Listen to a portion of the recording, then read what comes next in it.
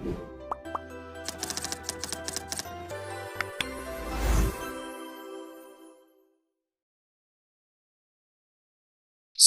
हम बात करने वाले हैं AGIF का एजुकेशन लोन, जो कि आर्मी पर्सनल के बच्चों के लिए है।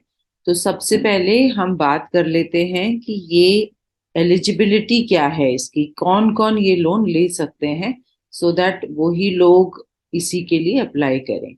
तो सर्विंग पर्सनल या जो आर्मी में अभी सर्व कर रहे हैं उनके बच्चों के लिए ये है। री इसके लिए एलिजिबल नहीं है। एंड इसके सिवा सर्विंग पर्सनल के वार्ड्स के लिए भी ये है। एंड डिपेंडेंट सिस्टर अगर आपकी हैं और आप आर्मी में सर्व कर रहे हैं तो भी आप ये लोन ले सकते हैं। अब लोन जो है वो गवर्नमेंट रिकग्नाइज कॉलेजेस के लिए और institutes and government recognise universities के लिए है।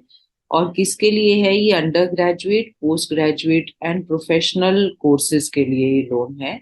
और इसका जो रीपेइंग कैपेसिटी है वो डिसाइड होगी आपका कितना सर्विस बचा हुआ है एंड जो कॉलेज का यूनिवर्सिटी का फी स्ट्रक्चर है उसके बेसिस पे।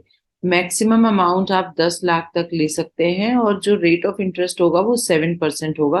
तो ये बहुत बड़ा वेलफेयर है, बिकॉज आज की डेट में इस रेट पर एजुकेशन लोन मुझे नहीं लगता बाहर मिलेगा। बस अगर आप नॉर्मल सेविंग में, FD वगैरह में भी पैसा डालते हैं तो इससे ज्यादा ही इंटरेस्ट है जो आपको मिलेगा। EMI एक बार फिक्स हो जाएगी, फिर वो चेंज नहीं होगी। और जो एक ही इंस्टॉलमेंट में आपको लोन रीइम्बर्स हो जाएगा। और वो हम बता ही चुके हैं कि ये हायर एजुकेशन के लिए है।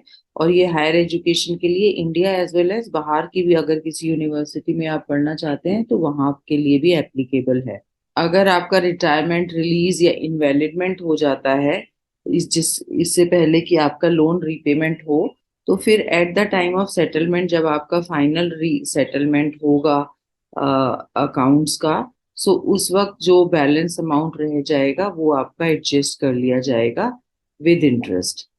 एंड अगर किसी आर्मी पर्सनल की डेथ हो जाती है सर्विस में, तो उसका जो आउटस्टैंडिंग बैलेंस लोन का होगा वो रिकवर हो जाएगा फ्रॉम जो उसके सर्वाइवल बेनिफिट्स होंगे उसमें से। और अगर आप डेप्यूटेशन पर जा रहे हैं आर्मी से बाहर किसी और ऑर्गेनाइजेशन में, तो आपका जो आउटस्टैंडिंग बैलेंस होगा वो आपको सेटल करना होगा इससे पहले कि आप डेप्यूटेशन पर जाएं।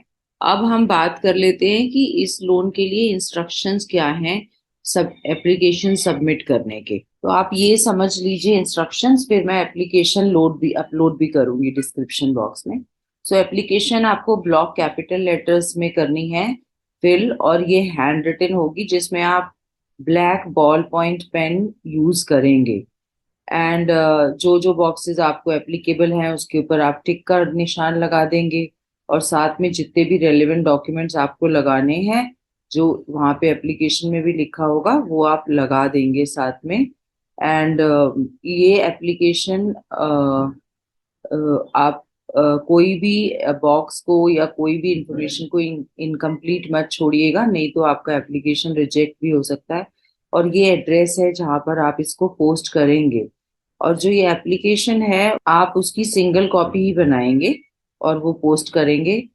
और ये आपके फादर के या ब्रदर के जो CO है या मदर के जो CO हैं वहां से आप काउंटर साइन कराएंगे, CO से या OC यूनिट से, या डायरेक्टरेट अगर वो आर्मी हेडक्वार्टर में पोस्टेड है मिनिस्ट्री ऑफ डिफेंस के अंडर, तो वो डायरेक्टर वहाँ के डायरेक्टर से काउंटर साइन कराएंगे। और इसका डिसबर्समेंट कैसे होगा? वो NEFT के थ्रू होगा। और उसके लिए आपको कैंसिल चेक का कॉपी देना होगा जिसमें complete bank address, account number, IFSC code वगैरह, MICR कोड वगैरह पूरा विजिबल हो। और इसका जो पेमेंट EMI का डिडक्शन होगा वो थ्रू NACH होगा या CDAO पुणे के से होगा, या PAORs के केस में जैसे भी एप्लीकेबल होगा वैसे, जहाँ से आपका पे एंड अलाउंसेस का पूरा हिसाब किताब रखा जाता होगा वहीं से आपका ये EMI डिडक्शन भी होगा। और आपको जितने भी डॉक्यूमेंट्स हैं वो सब साथ में लगाने होंगे। एंड एप्लीकेशन फॉर्म के साथ आपको ये एलिजिबिलिटी और ये इंस्ट्रक्शंस लगाने की जरूरत नहीं है। और एप्लीकेशन फॉर्म जो है आपके यूनिट के कवरिंग लेटर के अंडर में फॉरवर्ड होगा। अब हमने एलिजिबिलिटी की बात कर ली, हमने सारे इंस्ट्रक्शंस देख लिए। अब हम देखते हैं कि हमें क्या क्या डॉक्यूमेंट्स चाहिए जो हम एप्लीकेशन के साथ अटैच करेंगे। सो ये पूरा लिस्ट ऑफ 14 डॉक्यूमेंट्स हैं जो आप पढ़ सकते हैं स्क्रीन से, और इसमें जो भी आपके लिए एप्लीकेबल है वो डॉक्यूमेंट आप साथ में एप्लीकेशन के अटैच करेंगे।